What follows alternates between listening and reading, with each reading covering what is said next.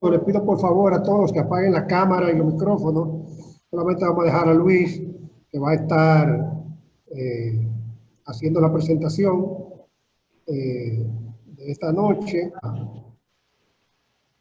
y al doctor Leo Mercedes, que va a comenzar a abrir esta presentación. Señor presidente, adelante. Muchísimas gracias, Eladio Uribe. Muy buenas noches para todos los presentes.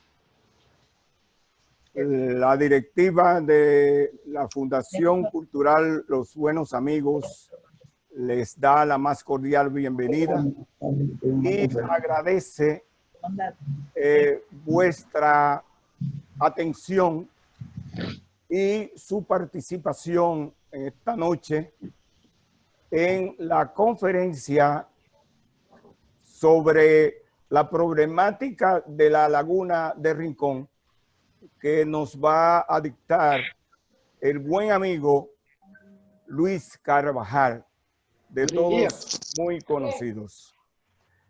Quiero que sepan los presentes que Los Buenos Amigos es un esfuerzo juvenil, aún juvenil, que nació en Barahona el 10 de febrero de 1963, cuando una buena parte de los que participan esta noche arrancábamos con nuestros sueños de pretender construir un Barahona mejor y un país de justicia, bienestar y progreso.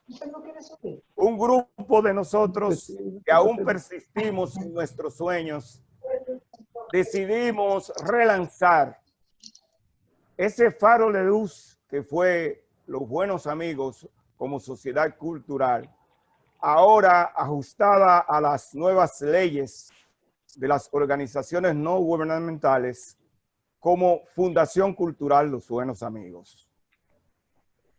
Nos proponemos, emulando aquel esfuerzo, hacer todo lo que sea necesario para contribuir al bienestar, al desarrollo socioeconómico y cultural de Barahona, de toda la Riquillo y del país en su conjunto.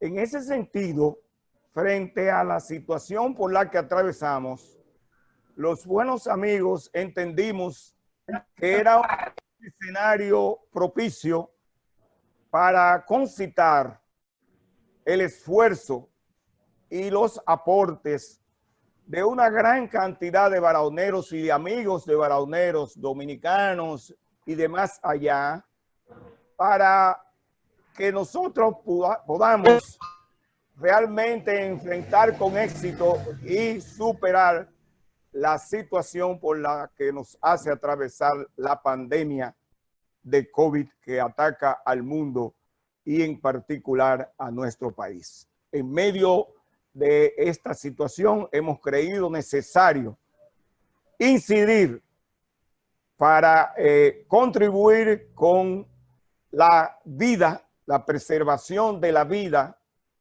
y del medio ambiente y sus recursos de todos los dominicanos y en particular de los barahoneros. Y también contribuir con propuesta de soluciones y de tratamientos de la situación y de manera particular en lo social, lo económico, lo ambiental, lo cultural y todos los aspectos que son impactados por esta pandemia. Para eso nos hemos propuesto desarrollar una serie de conferencias en la que la de esta noche del compañero y amigo Luis Carvajal es la tercera. Las demás, las anteriores, han sido un éxito y esta ya está asegurado su éxito rotundo. Tenemos esta noche la participación de verdaderos científicos, militantes sociales y ambientalistas interesados por la problemática que en su exposición nos va a tratar el compañero Luis Carvajal, y le damos a él y a todos ustedes las más cordiales bienvenidas y les dejamos en el escenario para que todos participen. Gracias por su atención y por su positiva respuesta.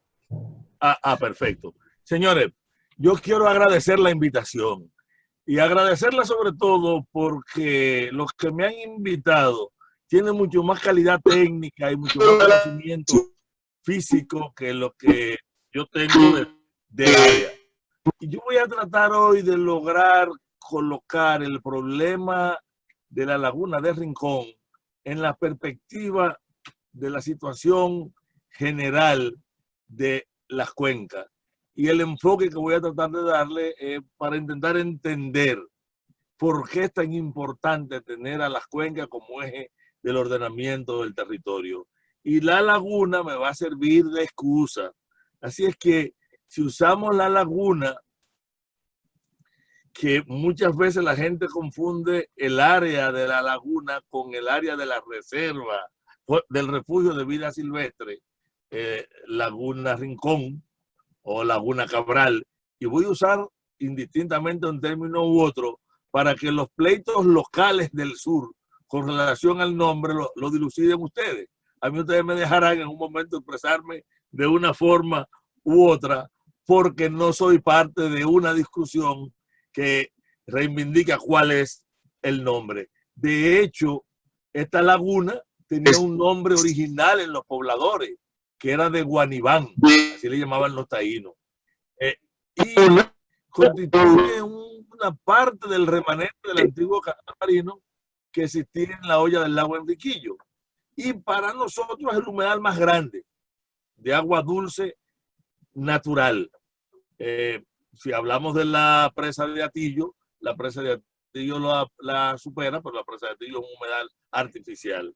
Claro, pertenece al Sistema Nacional de Área Protegida bajo la categoría de refugio de vida silvestre e incluye el refugio, además los humedales y salitrales que están asociados.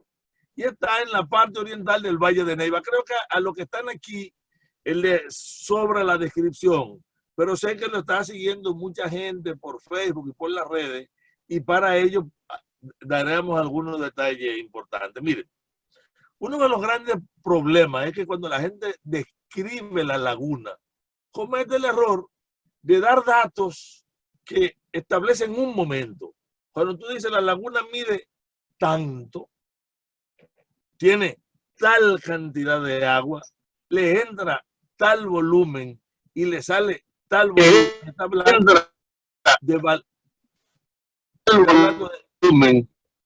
Está hablando de valores que oscilan a veces en extremos tan grandes que los valores promedios no expresan la realidad de lo que allí ocurre. Por lo tanto, esos elementos que la describen yo los voy a dejar para más tarde. O sea, primero vamos a ver, antes de hablar de qué tamaño tiene, cuánta agua, qué características, de dónde viene el agua de la laguna. Y empecemos, desde luego, por hablar de la cuenca del río Yaque del Sur. Porque quien alimenta fundamentalmente la laguna, ahorita vamos a ver las proporciones con números, es el río Yaque del Sur. Y el río Yaque del Sur está dividido, a su vez, en una serie de subcuencas: Río en Medio, Río La Cueva, Río Mijo, Río San Juan y el Yaque del Sur, que, aunque le da el nombre, el que está más al oeste de todos es el río San Juan, que viene desde el Parque José del Carmen Ramírez. Tiene la presa de Sabaneta, que vamos a analizar ahorita también los volúmenes que vierte, y tenemos la cuenca del propio Yaque del Sur y del Mijo. que le corren paralelo también desde José del Carmen Ramírez. La cuenca más significativa es el río Las Cuevas. El río Las Cuevas viene desde Valle Nuevo y desde Valle Nuevo vienen otros 17 afluentes importantes del Yaque del Sur que están represados en la presa de Sabanayegua. También sobre Sabanayegua y la laguna de Rincón vamos a hablar un poquito más adelante. Claro, nosotros tenemos en una cuenca media, tenemos el río Los Baos y ya la zona donde el río empieza a liberar su energía y termina en la zona específica de la laguna de Rincón y su desembocadura en la bahía de Neiva. Esta cuenca es la que recoge fundamentalmente el agua. ¿Por qué?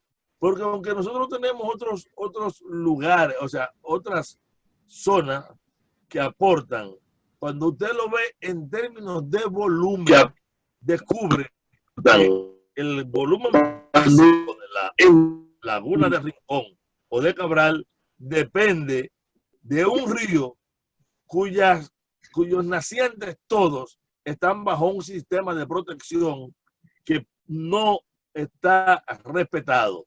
Cuando usted trata de ver la energía que trae el río, que es refrenada por un sistema de 2 y ahora tendrá una tercera presa más una serie de remanso, entenderán mucho la conducta que tiene el Yaque del Sur cuando se aproxima a la zona donde está la laguna de Cabral. Es una zona de triple disipación de la energía cinética que trae.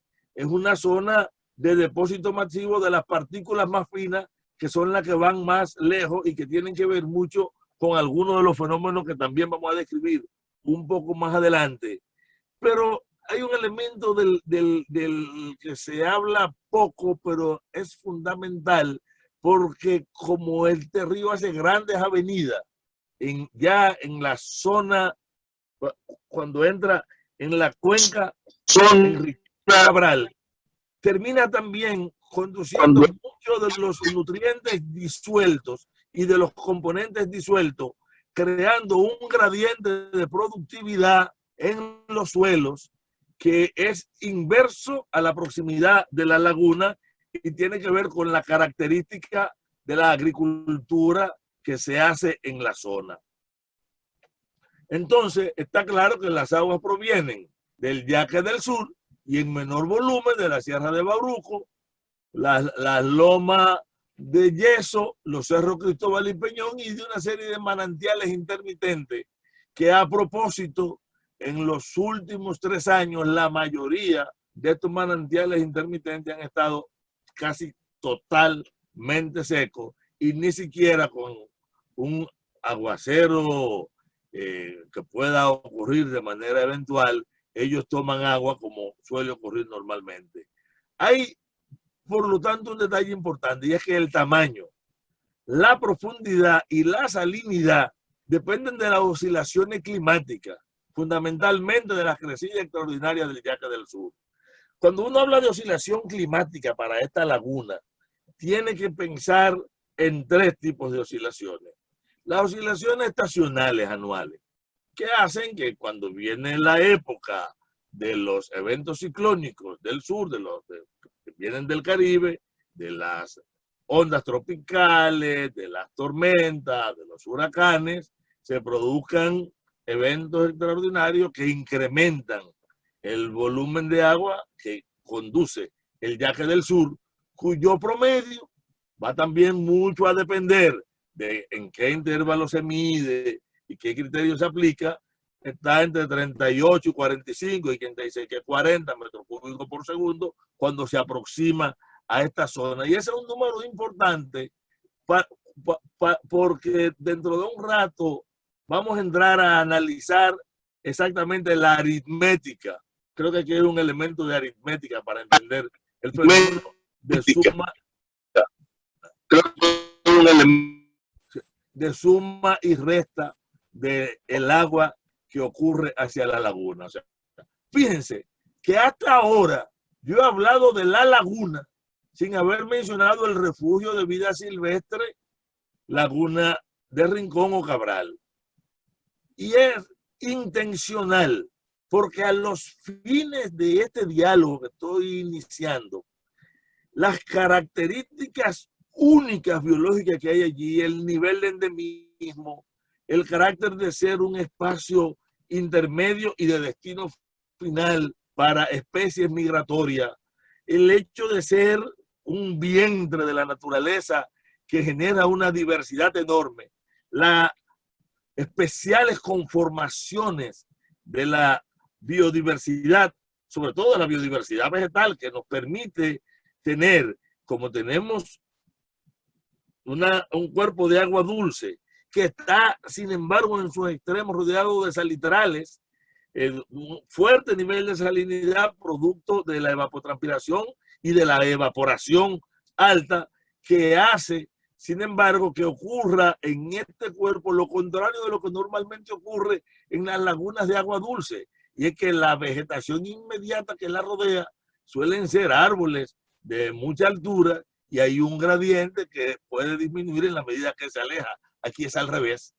Aquí estamos rodeados de arbustos y árboles de reducido tamaño, sobre todo inducidos por la salinidad. Tenemos las eneas y en la medida que nos alejamos, sí tenemos una vegetación más propia del sistema de ambiente húmedo. Pero como hay temperatura tan alta y un nivel tan alto de transpiración, todo esto marca. O sea, las lagunas de Cabral, cuando uno habla de la reserva, del refugio, perdón, de vida silvestre, Laguna de Cabral, entonces estamos incluyendo a la Laguneta Seca, hay un humedal, ¿verdad? Un humedal que está ubicado al norte, los salitrales adyacentes y una zona de amortiguamiento de 300 metros en todo el perímetro. Que es interesante porque esa zona de amortiguamiento está totalmente dibujada en el manejo local. Entonces, cuando uno va a hablar de la laguna, tiene que entender cuál es el esquema hidráulico. Y miren, muchas de las imágenes que voy a pasar la tomé de un trabajo que preparó Luis Cueva, a quien quiero darle los créditos y que ha contribuido con muchas de las informaciones que voy a manejar. Y hay otro banco de imágenes que proviene de los levantamientos que ha hecho a lo largo de los años el INDRI. Miren, ¿cuál es el esquema hidrológico? El Caño Trujillo, que se construyó con la finalidad de garantizar un suministro en época de estiaje, y es importante que tengamos esto y lo vamos a entender ahorita. Tenemos toda una serie de canales antes de llegar a la zona, también vamos a hablar de ellos, y tenemos sobre todo el canal Cristóbal, que deriva agua hacia Mella, y es la zona hacia donde drena el agua que va a ir a el lago Enriquillo. No nos olvidemos que por la altura, 10, 12, 14, 16, entre el punto más bajito es 16 y el más alto es 14, o sea, para el volumen de agua. 14.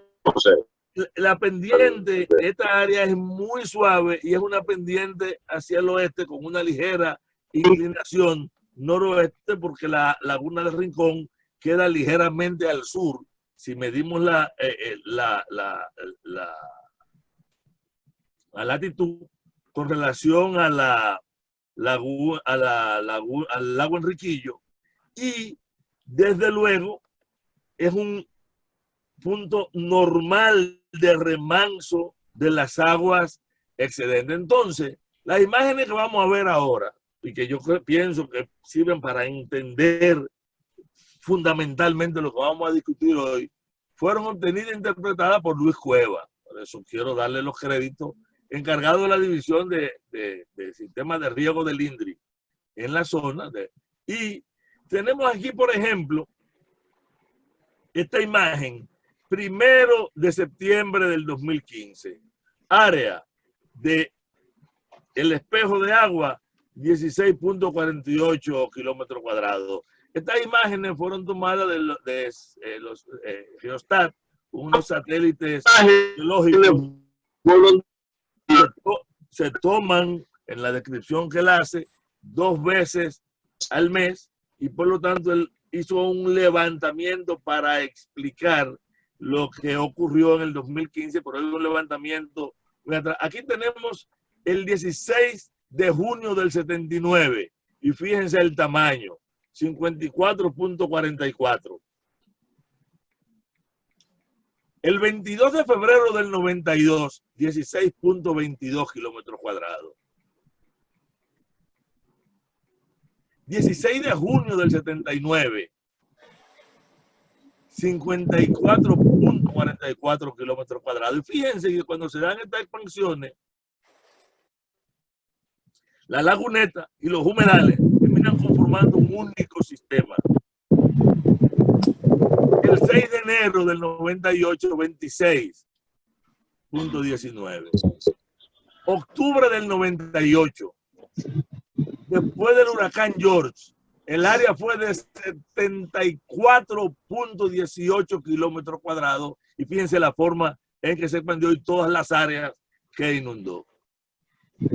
Como la mayor parte de los que están aquí no son muy jóvenes, recordarán con mucha claridad el impacto terrible de George para toda esa zona. Agosto del 2003, 18.88 kilómetros cuadrados. Y atención a los números que vienen ahora. Tormenta Noel, 72.59. No nos olvidemos que inmediatamente después de Noel vino Olga, ¿verdad? No está registrado, pero fíjense cómo en diciembre del 14 eran 27.7 kilómetros cuadrados. Estamos hablando de valores de diferencia enormes. Abril del 2015, un año de sequía, 21.43. Julio, 5.11 kilómetros cuadrados. En julio del 2015, 5.11 kilómetros cuadrados. Fíjense este valor, 16 de agosto del 2015. Es el mínimo histórico que ha registrado el espejo de agua, medio kilómetro cuadrado. Óigame, la verdad es que estas imágenes me llevan a, si yo tuviera que responder la pregunta que hice ahorita, yo no me atrevo a decir de qué tamaño es la laguna. Yo tengo que explicar de qué tamaño es en función de los eventos hidrológicos que han ido ocurriendo y de la conducta general. Vamos a ver, y yo sigo con los datos levantados para el INDRI por Luis Cueva. Miren, él observó 4 picos máximos, ¿verdad? Aunque aquí he registrado 3. Uno, después del huracán David, 54.44 kilómetros cuadrados. Otro, con el huracán George, de 74.18 y otro después de Noel. Yo estoy seguro que si se hubiera medido poco después con Olga, hubiéramos tenido un valor superior, incluso al de George. Noten aquí un máximo. Y fíjense que si yo tomo el máximo y el mínimo, tengo un universo de diferencia. Por lo tanto, tampoco se trata de que para caracterizar nos refiramos a tamaño. Cuando vamos a ver los picos mínimos, los niveles mínimos, en el 92, 16.22 kilómetros cuadrados. 2003, 18.88. 2015, 14.28. En julio del 15, 12.85 y en agosto 0.56. Fíjense, 16 de agosto, el 1 de septiembre pasó una tormenta Erika y subió a 16.48. La tormenta Erika fue una pequeña tormenta, parecida a la que acabamos de tener. O sea, registra Luis Cueva que el proceso de recuperación en términos del nivel de agua ocurrió después de la tormenta Erika entre el 28 al 30 de agosto del 2015. Y los aportes, gracias a los aportes de la cuenca alta del río Yaque del Sur, en ese momento se autorizó la apertura de la compuerta del Caño Trujillo para alimentar y recargar la laguna los días 29, 30 y 31 de agosto. De todas maneras, cuando el río Yaque del Sur supera los 65, 70 metros cúbicos por segundo, como ahora, no hay forma incluso de detenerlo porque él va de todas maneras a verter, con caño o sin caño. Ahora, el caño es un elemento regulador y es importante para lo que vamos a discutir al final como propuesta. Entonces, este es la compuerta para una foto de la época del caño. ¿Por qué vemos esto? Yo quiero traer algunos documentos que van a ilustrarnos mucho. Esto que está aquí es una carta que dirige al director del INDRI, el ministro de Medio Ambiente. No la voy a leer completa, pero el hecho, voy a leer los dos últimos párrafos. Dice: actualmente, la laguna ha visto bajar su caudal a un grado extremo que pone en riesgo todos esos aportes biológicos y sociales como consecuencia del reducido caudal del Yaque del Sur, la sequía y el uso prioritario que se da en la actualidad para la agricultura y consumo potable de agua, lo que acentúa la situación crítica de la laguna. En ese sentido, oigan la propuesta del ministerio, que es una propuesta que fue avalada por técnicos internos. En ese sentido, nos dirigimos a usted en su condición de director del INDRI para solicitarle que la laguna sea incorporada como un usuario más del recurso agua, asignándole un caudal ecológico al menos 3 días a la semana que permita restablecer el espejo de agua para mantener las funciones ecológicas y sociales de la misma. No voy a seguir leyendo, esperamos que cumpla. Y aquí tenemos una carta, en la segunda página de la carta del documento de Olgo Santana, ven la firma aquí, y paso a leer, porque yo creo que es importante. Vamos a acercarlo. Aquí tenemos, dice: actualmente, dice él, la cuenca hidrográfica del río Yaque del Sur está siendo afectada por una sequía prolongada, severa y extrema, presente en las regiones sur, suroeste desde el año 2018 hasta el 2020. Hay un déficit hídrico en la cuenca del río Yaque del Sur que ha provocado el agotamiento de la laguna Cabral o Rincón. El caudal promedio en la estación Los Guiros debe ser superior a los 32 metros cúbicos por segundo para el sostenimiento de la laguna y la demanda de riego. Desde 2018 hasta 2020, estos caudales se han mantenido inferiores a 18 metros cúbicos por segundo. Los caudales observados los días 10 y 13 de julio de 2020 son de 10 metros cúbicos por segundo. Grábense ese número para la discusión final. 10 metros cúbicos por segundo, dice el director del INDRI. Sigo con la carta porque yo creo que es un documento que es importante conocer.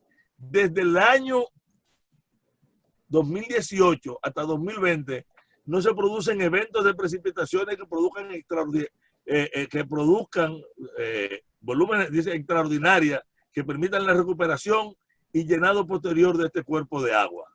En condiciones de escasez, el río Yaque del Sur es el alimentador principal de la laguna de Rincón, Cabral, a través del Caño Trujillo, que fue inicialmente construido en la década del 40 para alimentar la laguna cuando se presentaban estos periodos de sequía y mantenerla en niveles óptimos para garantizar agua para riego, etcétera, etcétera. Frente al déficit, no voy a leerlo todo porque yo creo que la información fundamental está leída y aquí creo que esa información la tenemos expresada en número, ¿de acuerdo? Para periodo enero-diciembre de los 3 años a lo que se refiere, fíjense lo que tenemos. el mínimo, o sea, lo que hemos tenido es el promedio 1740. Para este promedio, este valor, para este promedio. Entonces, ¿qué hemos tenido? Una situación extremadamente crítica acumulada producto de una sequía que no es estacional. No se olviden que hasta el año 2015 tuvimos una gran sequía producto del fenómeno El Niño. Hubo un periodo de niña muy breve y además una niña que no se meó como se suele mear, pues uno dice que el niño es seco y la niña miona, no aportó los niveles de agua y entramos a un periodo neutro y luego volvimos a caer en el fenómeno del Niño. Y hemos estado sufriendo una sequía asociada a muchos otros factores climáticos que no vamos a discutir. Cuando usted toma entonces toda la región hidrográfica de la cuenca del Yaque del Sur, hay otra situación en esta cuenca. ¿Y cuál es? Nosotros tenemos, vamos a seguir con la demanda antes de irnos a la cuenca, nosotros tenemos que la demanda de agua para riego en el sistema, o sea, el canal Santa Tamayo pide 12 metros cúbicos por segundo, Vicente Noble 1.5, San Ramón en el Aguacatico 5, Barahona para las bombas y el acueducto 5, el Caño Trujillo, y pues venimos aquí porque por aquí es un elemento central de debate y yo sé que David Volque ahorita va a gritar, yo traje los guantes para ponérmelo con él, aquí hay 2 metros cúbicos por segundo, el acueducto Asurto y Napa 2 metros cúbicos, si ustedes notan 2 metros cúbicos para un acueducto, para el tamaño de la población o los volúmenes que se están asignando a riego, se está hablando de un altísimo nivel de demanda de agua que implica una gran pérdida. No nos olvidemos que en promedio en el país, por cada metro cúbico que se aprovecha, se pierden 3 o 4 metros cúbicos. Y mientras hay más evapotranspiración, hay menos racionalidad en el uso y hay más desorden en la asignación, eso suele ser mucho más grave. Por lo tanto, se trata de que tenemos un nivel extraordinario de demanda de agua que probablemente con medidas de control pudiera reducirse, pero de todas maneras seguimos el acueducto Surto y Napa 2 metros cúbicos, la total de esta demanda sin incluir el agua que debe salir de Rincón 27.5 metros cúbicos por segundo. Si le sumamos 1.5 nos da 29 metros cúbicos por segundo. Óigame bien.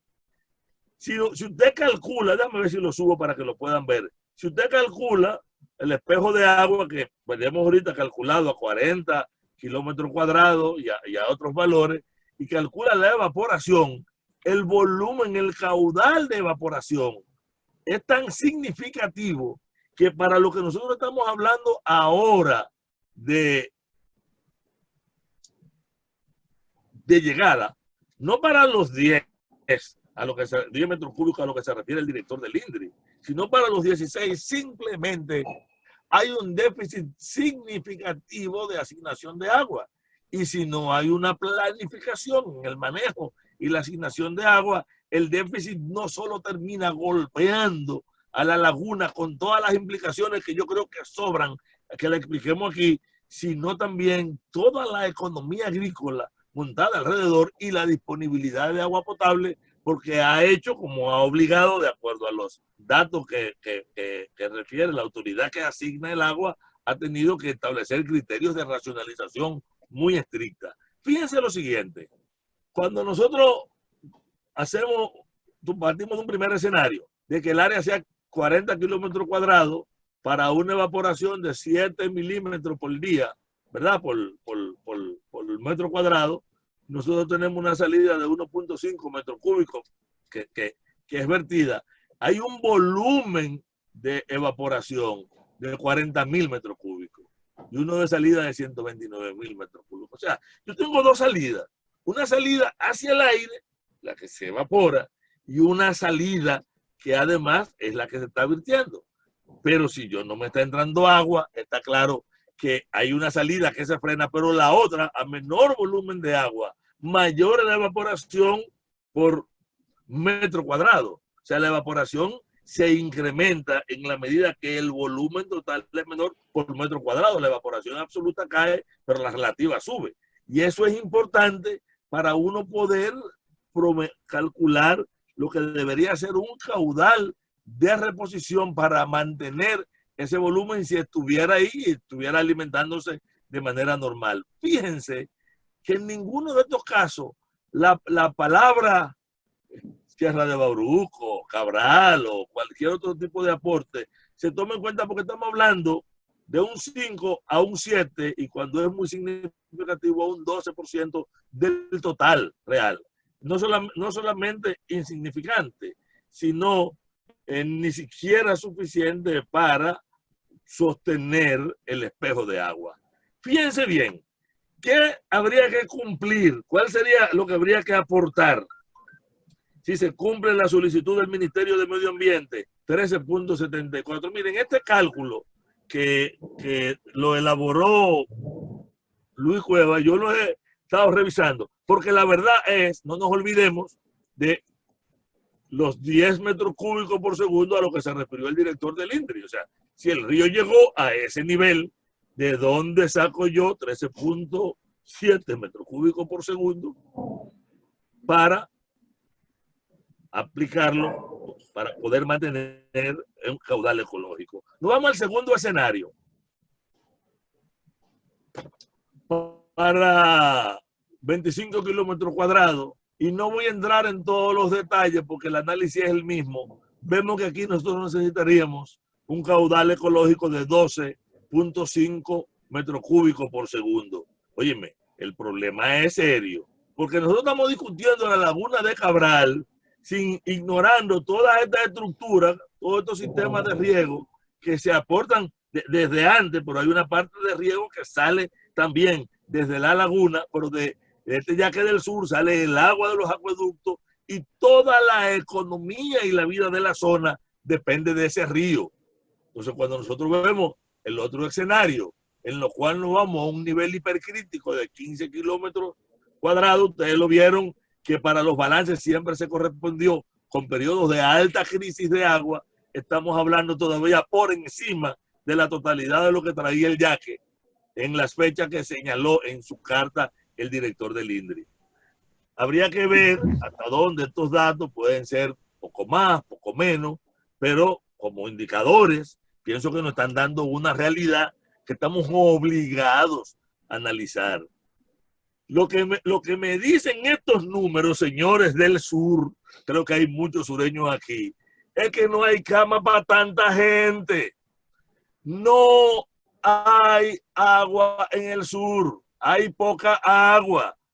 Coño, y la estamos mal manejando porque en los sistemas de riego la perdemos, porque no tenemos un programa de ordenamiento en su manejo. Bueno, eso lo dejaremos para el final. La pregunta ¿es una sorpresa? Esto es producto de la sequía. Lo ignoran las autoridades. Lo entiende la población. Pues miren, la respuesta es no. No para cada una de esas preguntas. Y yo los felicito a ustedes por invitarme a hablar del tema, no porque yo lo domine, sino porque a mí ese maldito no me preocupa. Nosotros tenemos que revertir para que sea un sí, que la población esté enterada, que las autoridades lo incorporen y lo conviertan, que además evitemos el depender de las oscilaciones naturales del clima, porque las sequías son oscilaciones naturales del clima y no son una maldición. No soy religioso. Diría mi amigo Juan Mato, que está aquí, que Dios no manda maldiciones. ¿Qué ocurre? Que hemos fragilizado demasiado los sistemas. Y cuando tomamos la cuenca del yaque, volvemos aquí. Miren lo que nos encontramos. Este es un dato del INDRI, este es el trabajo de Gilberto Reynoso y un equipo sobre la disponibilidad de agua. Lo hicieron para todo el país, pero estos son los datos del sur. Y miren, él utiliza un indicador, se llama de Felmer, que plantea, miren aquí estos esquemas. Si la relación entre disponibilidad de agua y demanda es menor de 10, la presión es escasa y los recursos disponibles no generan o sufren presiones sobre ellos. Entre 10 y 19 es moderada y el agua es un factor que limita el desarrollo. Entre 10 y 19, entre 20 y 40 la presión media fuerte, es necesaria una gestión rigurosa y bailar por mantener caudales ecológicos suficientes. Y más de 40 la presión es fuerte. Señores, miren el sur, Asua, la relación no es 10, 20, es 117, que la demanda es superior a la oferta. No hay agua. Esto es estructural, no se trata de la sequía, se trata de una situación que hay que poder mirar. Bauruco, miren, la relación es 503, o sea, la presión es 199% de 200, no es un 20 que ya es problemático, no es un 30, no es un 40, no es un 100, es 200%. Coño, miren este valor, señores del sur, miren esos números y digan si la verdad lo que estamos viendo en la laguna de Cabral no es un problema, es un indicador de un problema mayor, que es mi tesis. O sea, mi tesis fundamental en esta ponencia es que estamos mirando a la laguna como si fuera el gran problema, cuando ella es un indicador de una situación terrible, trágica. Cuando vamos a ver la demanda de agua, por eso nos damos cuenta, miren aquí, el agua ecológica 5.1 en el 2015, 5.04 en el 20 y se proyecta 5 en el 2025, o sea, va disminuyendo, es muy tenue, pero fíjense la realidad, la inmensa mayoría del agua la está demandando la agricultura. Esto es válido para toda la región. No estoy hablando de un valor exactamente para el entorno de la laguna de Cabral, pero en el entorno de nuestra laguna Rincón es mucho más grave esta asignación, es peor, o sea, tiene elementos todavía de mucho mayor densidad. Volvemos de nuevo aquí, porque miren, estos números, sobre todo a los sureños que viven fuera del país o fuera del sur, grábenselo. Porque ¿saben lo que quiere decir esto? Que sin agua, la gente se tendrá que ir del sur. Y no hay agua. Entonces la pregunta es, frente a esto, ¿qué está pasando? Cuando usted coge el balance, usted descubre que aquí, que en la región del Yaque del Norte y en la región del Yaque del Sur, el balance entre precipitación y transpiración es negativo. O sea, se evapora mucho más agua que la que entra. Y ese valor que está ahí es lo que define ese carácter oscilante, ese acordeón, que dependiendo de las condiciones, de las oscilaciones hidrometeorológicas, que es nuestra laguna de Cabral y de alguna manera el lago Enriquillo. Es importante esto por una razón, porque cuando usted empieza a ver eso que llamamos presión hídrica, usted descubre que el segundo punto en presión hídrica del territorio es la región del Yaque del Sur. Aquí está para toda la cuenca. Esto incluye la cuenca media y alta, o sea, incluye toda la cuenca. Pero donde esto es más grave es aquí en el entorno de la laguna de Cabral. En la otra zona todavía peor, en términos de presión, es el noroeste, que además tienen en común una serie de situaciones que vamos a ver. Cuando usted ve la vulnerabilidad al cambio climático, donde quiera que este valor sea superior a 0.2, póngase la mano en la cabeza. Pero miren cuál es la región de Enriquillo, 1.23, igual que el Bajo, ya que simplemente hay tal vulnerabilidad ante el cambio climático que estamos obligados a asumir política para revertir esta situación. La frontera 1.21, Asua 1, ¿de qué estamos hablando? Estamos hablando de que la región sur tiene un demonio. Cuando alguien me dijo que Dios dormía en Barahona, es porque él tiene que vigilar al demonio de la sequía que está ahí. Tiene que vigilarlo, por eso que Dios tiene que ir a Barahona, no es porque sea tan maravilloso, es eso, y entiéndanlo. O sea, ahorita cuando lo dije no era por joder. Cuando lo vemos para el agua potable, tenemos, fíjense, y volvemos al mismo valor, donde quiera que sea 0, por encima de 0.20, es crítico, y miren aquí la zona que tenemos. Y aquí con nosotros está Leo Mercedes, que fue quien debió haber dado esta charla, porque conoce estas estadísticas mucho mejor que yo y sabe que esa realidad está además atravesada por los vertidos de agua servida, por los arrastres, por la falta de sistema de tratamiento en la cuenca o su infuncionabilidad y la cantidad de porquería, tanto desde la agricultura como de otra cosa que conduce el yaque y que terminan teniendo como estación final o prefinal la laguna de Cabral. O sea, la laguna de Cabral de la que estamos hablando, de esa de la que estamos hablando, implica un problema. Óiganlo, me perdonan la expresión, óiganlo, coño, me perdonan el coño, nos estamos quedando sin agua. ¿Qué está haciendo el Estado? ¡Oh! Incentivando la minería en zonas productoras de agua. ¿Respuesta adecuada? Coño, no. Permitiendo y estimulando agricultura intensiva en tecnología, capitales y presión en áreas protegidas. Algo gravísimo de lo que no se habla, y qué bueno que aquí está Milcíades, porque él lo puede explicar mucho mejor que yo. Simplificando y erosionando genéticamente el bosque nativo con siembras inadecuadas. Y fíjense que puse primero la simplificación del bosque con unos jodidos programas de reforestación que son una maldita vergüenza y que son una porquería y que hacen más daño que el corte. Puse eso antes del corte, porque está de acuerdo con los aserraderos y el corte también es terrible. Y esa mezcla de eliminar el bosque nativo y de donde se siembra, sembrar con especies inadecuadas o en esquemas inadecuados, sin tener por objetivo la restauración ambiental, sino simplemente un elemento mediático, termina siendo un factor que termina disminuyendo las aguas, permitiendo la destrucción de bermas, cauces y riberas de los ríos, y asignando, como ocurre en la zona, de manera desordenada e interesada, las cuotas de agua en las zonas de riego. Y fíjense que esto no depende del trabajo serio, honesto de los técnicos. Yo tengo una admiración que me ha crecido ahora por el trabajo de Luis Cueva en la zona, pero es una realidad. Pero hay esto que tenemos aquí que es, esto es la Cordillera Central, esto es Nalga de Maco, aquí tenemos el José del Carmen Ramírez, no sé si lo ven, y todo esto que ven en cuadrito son concesiones mineras, todo.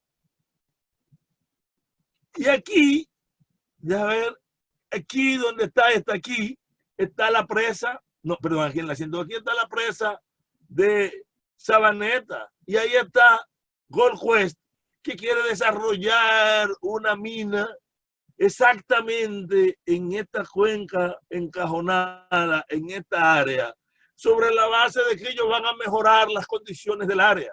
Pero si me voy al José del Carmen Ramírez, lo que tengo allá atrás es un pelado, es un estado terrible de esa cuenca. Y si vengo hacia este lado, vamos a verlo en la otra, porque en la otra se ve mejor. Perdón. Aquí está la presa de Sabana Yegua y tengo otra concesión minera arriba de la presa de Sabana Yegua. Y en el curso del río Mijo. Y en el curso de los Baos. Y en el río La Cueva. Y miren el río La Cueva. Atraviesa una serie de concesiones. Y la propia, óigame bien, y la propia presa de Sabana Yegua está al interior de una concesión minera. Coño, no me jodan. Pero ¿cómo es posible además que Valle Nuevo se siga deforestando y se siga promoviendo agricultura intensiva? Es que van a matar, no en la laguna, en la población, en la gente de allá abajo. Son los ecosistemas se van, pero entendamos la gravedad del asunto. Señores del sur que me invitaron, miren, este es el mapa viejo, porque todavía hay mucho más concesiones mineras.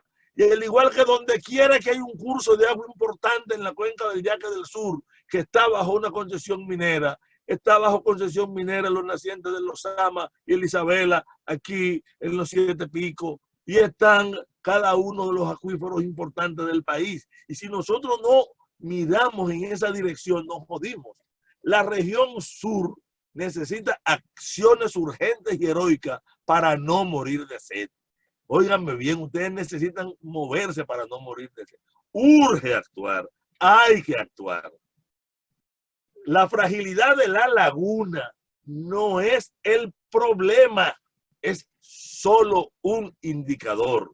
Hemos incrementado la fragilidad de nuestros ecosistemas a las oscilaciones normales del clima y sobre todo no tenemos que llegar a situaciones extremas, pero las situaciones extremas para sistemas no resilientes, porque están demasiado alterados, son incapaces de responder. Esa laguna que está sobresedimentada porque las cuencas están mal manejadas en términos agrícolas. Señores, la presa de Sabanayegua, que debió estar liberando 24 metros cúbicos, estaba liberando 7. Y la presa de Sabaneta, que entre 7 y 10 estaba liberando 2.5. ¿Qué quiere decir? Que el agua que no está llegando desde allá arriba no tenemos agua. Así es que quiero decirle lo siguiente, estamos obligados a buscar soluciones, pero es un asunto a tratar, ¿verdad? En el próximo encuentro, en un obligado el próximo encuentro. Me acusan que o sea, nosotros tenemos que juntarnos otra vez a discutir soluciones. Porque si ustedes me invitaron para hablar plepla hoy y para gastar 1 hora hablando disparate, no, mejor no me hubieran invitado. Reaccionemos con acciones reales para que haya servido de algo el tiempo invertido en esta actividad. Señores, muchísimas gracias. Yo he terminado por ahora. Bueno, muy bien.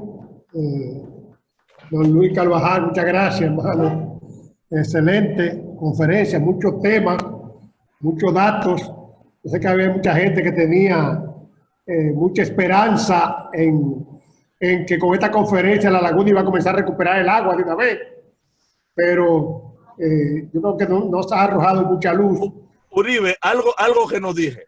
El problema de la laguna, en la laguna hay que tomar acciones, hay que organizar el riego, hay que garantizar la asignación, hay que discutir lo del problema, hay que racionalizar el uso del agua allí, hay que evitar la sobrepesca, hay que eliminar la caza, hay que coger por los testículos los tigres que van a coger los huevos de la tortuga, todas esas acciones hay que controlarlas. Pero el problema de la laguna está allá arriba, Valle Nuevo, José del Carmen Ramírez, en el naciente del río Bao, es en el río La Cueva, es allá arriba. No hay solución a este problema solo allá abajo. El problema no está ahí. Tengo varias preguntas aquí, Luis. Sé que hay un par de gente que la vamos a poner a hablar, entre ellos a Borges, a felicitar, pero tengo un par de preguntas aquí. No, y a Milciades, que me gustaría. Y a Milciades también. Carlos Dilonedo pregunta, ¿cómo impacta el que en San Juan se hayan construido 8 presas, incluidas 4 hidroeléctricas, provocando que se almacene el agua en esa provincia y una significativa reducción del canal de agua del río Yaque del Sur? Mira, si no tuviéramos la situación crítica de las cuencas, que no están, o sea, mucha gente cree, aquí hay varios hidrólogos, por suerte, que me podrán corregir, mucha gente cree que los ríos lo hacen la lluvia. Y los ríos son producto del agua que se condensa lentamente sobre una vegetación especializada. Y que si la cuenca es tan sana, cuando llueve una parte va a correr torrencialmente, superficialmente, se va a manifestar. Los hidrólogos le llaman a esa vaina flujo en exceso. Porque la que funciona es la que se infiltra y en un desfase en el tiempo termina alimentando de manera continua. Si tuviéramos sanidad en las cuencas, las presas serían incluso positivas en el control de las avenidas torrenciales. El gran problema de las presas es que las presas no producen agua, que es un error que tiene mucha gente. Quien produce agua es la cuenca, y una cuenca para producir agua tiene que estar sana. Y una cuenca pequeña, sana, retiene más agua que la presa más grande. Entonces la presa es una ayuda y mal manejada puede convertirse en un problema. Recuerden aquel evento en el que una presa se llevó una comunidad y terminó llenando de sedimento a muchísimas poblaciones. ¿Por qué? Porque se había colmatado por un problema de erosión, además no tenía capacidad para resistir las grandes avenidas. Yo particularmente no me opongo a la presa, pero no creo que las presas constituyan necesariamente la solución. Pueden ayudar, aportan, si están bien manejadas, pero construir presas, yo prefiero gastar el dinero de la presa en sanear la cuenca, en recuperarlas, en estabilizarlas. y luego, gracias a que estoy organizando esto, puedo regular con ella las aguas. Hay otra pregunta aquí, de Rafael Mato Félix, en Llave. Me gustaría saber si la ampliación de la frontera agrícola cañera no aumenta aún más el déficit de agua agrícola ecológica en toda la zona. 5 metros cúbicos se le está dando al ingenio. Si usted analiza eso, eso es demasiado agua. Hay un problema de asignación de volúmenes que tiene que ver con la racionalidad en el manejo del riego. Y claro que sí. Sin embargo, fíjense bien, ¿qué ocurre? Que cuando hay escasez, todos los recursos están mal manejados. En medio de una escasez, tú estás obligado a una planificación estricta, a un ordenamiento del territorio, de las actividades económicas sobre el territorio, y hay una situación crítica del yaque que no viene desde allá. En un yaque sano, que se meta con 45, con 47, con 43, con 40 metros cúbicos por segundo de manera normal, esas asignaciones siguen siendo irracionales, porque hay que racionalizarlas, sigue habiendo mucha pérdida, pero no tendrían el carácter catastrófico y no tuviéramos la mano puesta en la cabeza mirando que cualquier actividad que demande agua afecta. Ahora, yo creo que por grande que sea el ingenio, consumirse en 5 metros cúbicos en riego implica un desperdicio. Hay que presurizar ese riego, hay que ir sobre un sistema de riego puntual. Además, algo de lo que me gustaría que hable Leonardo Mercedes en algún sitio. Dígame, todo este riego, hay que recoger esa agua de riego y devolverla y hacer que la forma en la que ella vuelva, porque o una parte se va a evaporar o podrá coger otra ruta, pero la mayoría debe volver al sistema. Óyeme, que vuelva lo más limpia posible, que es otro problema serio. O sea, nosotros tenemos en ese sitio de eutrofización. Cuando yo veo que me están poniendo la presencia de lila como parte de la planta en algunos de los puntos de la laguna, lo que me están hablando es de contaminación. Cuidado, estamos de acuerdo. O sea, el problema es más serio de la cuenta. Sí. Bien. Bueno, vamos a darle paso a Mircíades. Mircíades, que está por ahí, abre tu micrófono y tu cámara y preséntate aquí para que claro, lo que tú nos quieres decir sobre este tema. Es un lujo, Mircíades debió haber hablado en vez de yo. Adelante, Mircíades. No, primero felicitar a los organizadores de este evento. En segundo lugar, felicitar a Luis, como siempre, un tremendo expositor, y decirle que estoy totalmente de acuerdo en todas sus partes con respecto al problema del agua. El problema está arriba, no es abajo. Y eso sí es que hay que enfrentarlo. La cuenca del Yaque del Sur es una de las cuencas mucho más deterioradas, con una deforestación increíble. Esas presas que se están construyendo ahora son presas que en 5 o 6 lluvias el lago se va a llenar de sedimento, no de agua. Eso tenemos que tener conciencia en ese sentido. Y el problema de la laguna de Cabral, lo expresaba en una entrevista que me hicieron hace un tiempecito, eso es verdad que es cíclico, pero como bien planteaba Luis Carvajal, hay que racionalizar el agua. No se puede dar el lujo en este país que el 85% del agua servida se usa para la agricultura, esos son datos del INDRI, con una eficiencia de un 13%. Eso no es posible. Como bien decía Luis, el ingenio tiene obligatoriamente que modernizar su sistema de riego. No puede haber un canal abierto tirando agua para contaminarse y entonces ir a las costas o ir a los lugares a crear otro problema. Eso es fundamental. Hay que crear una cultura del agua, pero las instituciones grandes, las empresas grandes tienen que comenzar a dar el ejemplo. No podemos tener un canal de agua para alimentar una mata de caña cuando hay una laguna que le da servicio a más de 20,000 personas, que tiene un servicio ecológico ambiental extraordinario para mojar unas matas de caña. Yo creo que hay que racionalizar el uso del agua y ya hay que exigirle al ingenio que ponga riego por goteo. que así se va a economizar el 80% de lo que le servimos. Y hay que seguir obligatoriamente ese caudal ecológico, aunque se evapore por el canal Trujillo, por donde sea, tiene que ir llegando a la laguna. Bueno, Aunque ¿cómo sea llaman nuestro la...? metro diario, pero no podemos de ninguna manera dejar la laguna huérfana, que sea la última que toque del agua que se reparte. Y una cultura de educación, una propaganda grande en todos esos acueductos para que la gente racionalice el agua. Que el agua es muy necesaria. Que el problema de racionalizar el agua en la parte baja es fundamental. Decía que es el problema de la cuenca alta, pero debajo. Decía que no podíamos, y el ingenio ahora no puede estar gastando 5 metros y pico de agua por segundo para la caña, que ya en este momento hay modernizar los sistemas de riego, ya por goteo o ya sea por microaspersores, de manera que el agua que ellos consuman sea más eficiente y que podamos tener más agua para los acueductos, pero en los acueductos también desarrollar una campaña de educación para que el agua sea nacional. Y le decía que solamente el que carga agua al hombro a largas distancias para llevarlo a la casa sabe el valor de una gota de agua. Y nosotros todavía la estamos desperdiciando como si tuviéramos agua de manera infinita.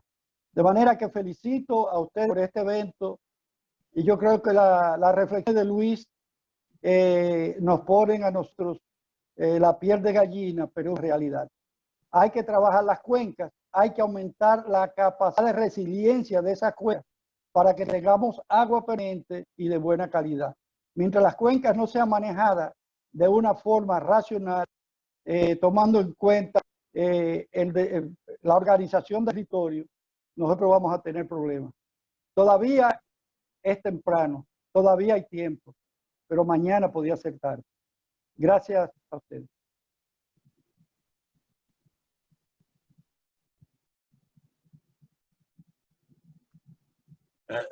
Hay tres gente que pregunta sobre la tormenta que pasó y el agua. Pienso que todo el que conoce un poquito de cómo se comporta en la cuenca había dicho que cuando vengan las tormentas iba a coger agua.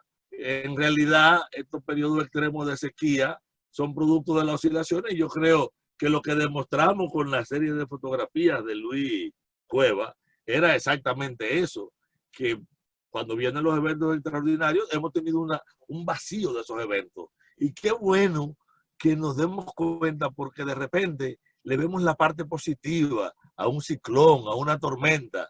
Ya sabemos que los huracanes no nos los mandó el demonio para destruir y que si nos destruyen es porque nosotros hemos debilitado la naturaleza, no hemos puesto donde no es o hay algo que estamos haciendo mal, que necesitamos la tormenta. Y quiero decirle, compañeros y compañeras, que necesitamos la sequía. Óigame, esas oscilaciones son parte de lo que constituyen nuestra biodiversidad. No hay en las dinámicas naturales maldiciones.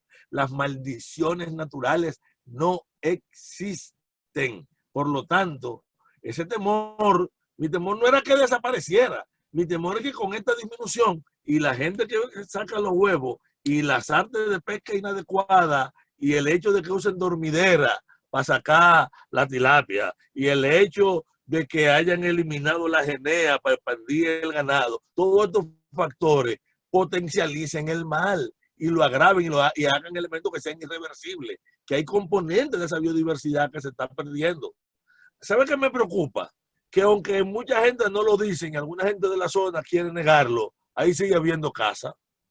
Y tú vas y a mí no me lo pueden mentir porque yo he encontrado los cazadores. O sea, sí he encontrado en un área que es un área protegida. O sea, hay una serie de acciones pequeñas, pero quiero repetir que el problema de la laguna no está en ese entorno de Cabral, no es el Peñón, no es Mella, no es Cabral, no son la gente de Barahona, no es la gente del sur. Tiene que ver con lo que pasa allá arriba. Y parte de la obligación del sur es evitar que nos metan, nos llenen toda esa zona de minas, o sea, que me metan una mina arriba del río Mijo, o de la presa de Sabanayegua, o de la de San Juan. O sea, cuando la gente de San Juan tenga que reaccionar para que Gold Quest no se instale ahí, nosotros necesitamos que la gente de Barahona y de Cabral esté en la primera fila tratando de impedir que nos dañen el agua allá arriba. Bueno, yo hablo mucho. Bueno, por allá estaba Volque, que quería, trajo una foto que quería también dar, decir unas palabras. Le vamos a permitir a Volque, por favor, lo más breve posible. Gracias. Antes de la foto, quiero presentarle esto que está aquí. Es el informe en un taller hecho por el CODIA el 14 de julio de 1982, en la transición del gobierno agrícola de Antonio Guzmán al gobierno neoliberal que se inició en el 82, que sacó el dinero que había para siembra de café y la protección de las montañas de polo y se lo llevó con tierra que les regaló a empresarios de la capital en el este para siembra de palma africana, siembra de cítricos, y que le puso un impuesto de 36% a las exportaciones agrícolas. Esa política neoliberal se ha aplicado hasta hoy en día, que busca favorecer las importaciones. Pero sobre lo que estaba diciendo, es bueno que me presente las fotos, sobre lo que estaba diciendo Luis, a 250 metros más arriba de la presa de Sabanayegua, se ha autorizado por resolución trío de 06 la exploración minera. En vez de la siembra de árboles, es la movilización de la tierra para buscar oro. Pero aquí estamos donde está el Pico Duarte, donde nace el río Yaque del Sur, el río San Juan, donde se juntan aquí en la Resbalosa, Monte Grande, que es una garganta que está en una formación geológica muy vulnerable. Y luego aquí está el dique, que el dique rompieron las 8 compuertas que presentaste, Luis, y no hay control de la entrada de agua a la laguna de Rincón. Pues eso, Luis, ha dado lugar a que al llegar los sedimentos de Olga, de Noel, del George, hayan provocado una sedimentación de la laguna, porque el Caño Lucas llevaba 50 metros cúbicos por segundo de lodo y arena, y eso se clausuró, que es el paso de Peñón. Se rehabilitó, pero no hay drenaje que lo lleve hasta allá. Y lo que se ha procedido es, para levantar el estiaje del río, es crearle un muro 1 o 2 kilómetros antes de la ría, que lo que ha hecho es que viene salinizando todos esos terrenos. Es una situación de anormalidad que requiere la participación de este grupo. Porque ¿qué ha sucedido? Que dijo el director del INDRE, que el 50% de los sedimentos de la presa de Sabanayegua fueron vertidos al río Yaque del Sur y a la laguna Rincón y están ahí. Y cuando entraron aquí a la región, 10.300 metros cúbicos por segundo el 23 de septiembre. Y todas las bocas que llevan al río, la ría del río Yaque del Sur, el aliviadero de Canoa, que llevaba 5.000 metros cúbicos por segundo, están clausurados. Que un eventual huracán como los que se están esperando ahogaría a nuestra región. Y la laguna Rincón, había dicho Castro Catrén, que era el director del proyecto de Sabanayegua, que había que trabajar urgentemente porque cárcavas venían desde el lago Enriquillo hacia la laguna Rincón, situada a 60 metros de diferencia, que se haría un torbellino en terreno sedimentario. Eso está consumándose. Nosotros necesitamos que el Estado, con ese apoyo que ha tenido Luis Cueva, quien hizo un trabajo cuando negaban que era el Yaque del Sur que suministraba el agua al lago Enriquillo, él tiene un trabajo llamado Dinámicas de las Inundaciones del lago Enriquillo 2013, que es una joya, que lo ignoró el presidente pasado, que llevó 600 millones de dólares al rey español cuando él tenía que darnos 240 de Unión Fenosa. ¿Con qué hacer 2 presas de Monte Grande? Entonces nosotros tenemos que despertar. Y provocar eventos como este. Muchas gracias por la oportunidad. David, muchas gracias. En cualquier momento tendremos una conferencia por ahí hablando de estos un temas. comentario a David. Voy a hacerle llegar a través de Leo Mercedes y de Eladio, para que ellos se lo hagan llegar a quienes quieran, el estudio de perfil de sedimento que hizo una firma italiana que se contrató, ¿saben para qué? Para abordar no la sequía, sino el problema de las inundaciones.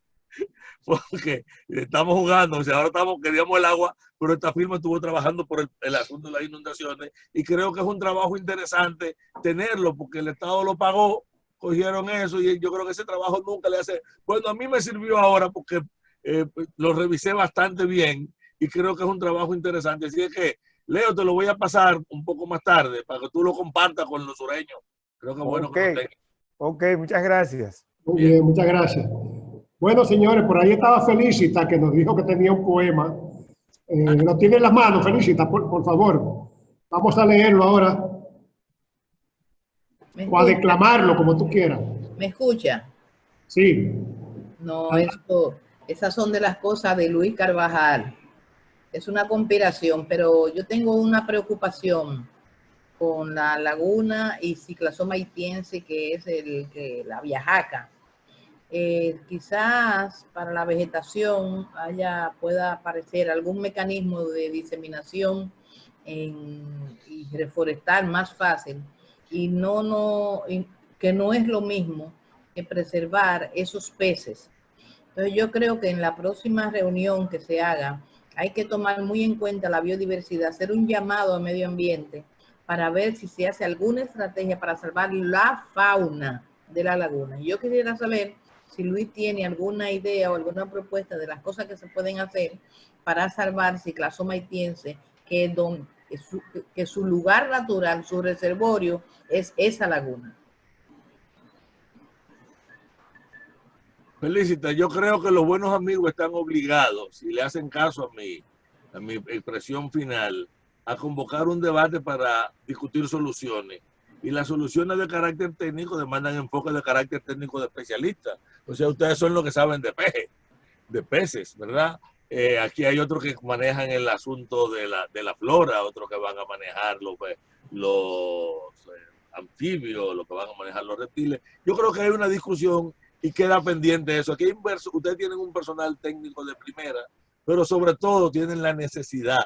Ese problema hay que abordarlo porque si no, la sed los va a matar, van a morirse de sed. No se dejen matar de sed.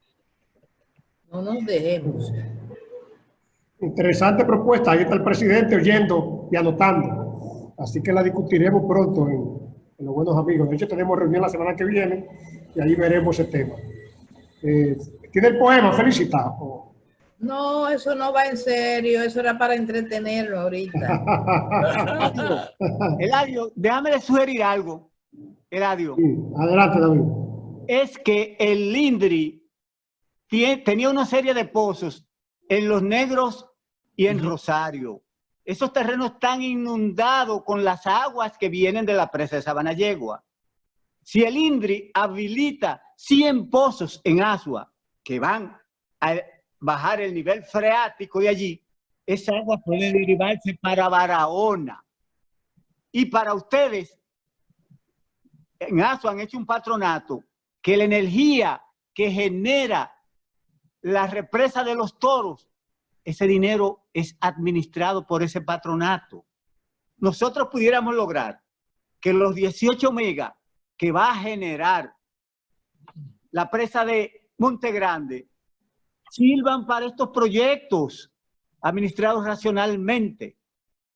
Porque hay que acordarse que esa presa está en territorio azuano y nosotros tenemos que negociar con los azuanos para que nos favorezcan con la generación de la electricidad. Atención. Gracias. Bueno, son de las ideas que se debe discutir en un tema de soluciones, como ha planteado Luis. Así que eso que está diciendo David lo veremos entonces en ese aspecto. Bueno, Entonces, Luis. El que va a leer el poema de Felicita soy yo, si me lo permiten entonces. Sur, después de 3 olvidos y una lanza clavada en el gemido, queda el sur. El principio de todas las mentiras, de todas las promesas sembradas en la arena, de todas las infamias perdonadas, de todos los abrazos, de todos los sudores y ventiscas, de todo por si acaso, de acaso si lloviera maná y agua bendita, de todos los bostezos, de todas las blasfemias, de todas las esperas, las iras contenidas, cactus de sol y sal sobre la lengua, pan de sueños detrás del agua sábara, miradas que perdieron el camino, mano tendida al mar y a las pisadas de piratas, ladrones, embusteros, malandrines, bellacos, escapistas, truhanes, hipnotistas y rateros. Lejos de todo afán y toda suerte, una bachata ahuyenta los aullidos de estómagos vacíos y acompasa el milagro de panes y de peces que en la dulce vendimia de las playas azules e infinitas algún dios de mentira ha prometido. Qué distante está el sur, al sur de todo. Solo le queda un norte por camino. Gracias. Bueno, Luis, con eso completaste la extraordinaria conferencia que nos ha impartido hoy. Muy buena. Gracias a todos. Por ahí Juan Mato está diciendo que está listo para leer, pero eso se lo vamos a dejar para otra ocasión al querido hermano Juan Mato. Bueno, señores, aquí hemos tenido una gran noche, me parece a mí, con asistencia récord. Luis ha puesto esto caliente, ¿verdad? Muchas gracias de nuevo, hermano Luis, por tu conferencia, por tu gentileza y por dedicación a estudiar estas cosas tan importantes para el país. Señores, le anuncio a todos que la próxima conferencia será la problemática del río Virán de Barahona y estará a cargo de Rafael Matos Félix, un experto y que ha estudiado también ese tema del río Virán, un tema que preocupa muchísimo a los baroneros, sobre todo aquellos como los que están aquí, que se bañaron ahí en la cabeza del río Virán muchas veces durante su juventud. Nos despedimos. Muy buenas noches a todos. Gracias. Después nosotros estaremos compartiendo el video de esta conferencia por nuestras redes de YouTube, por nuestro canal de YouTube. Gracias a todos y buenas noches. Gracias.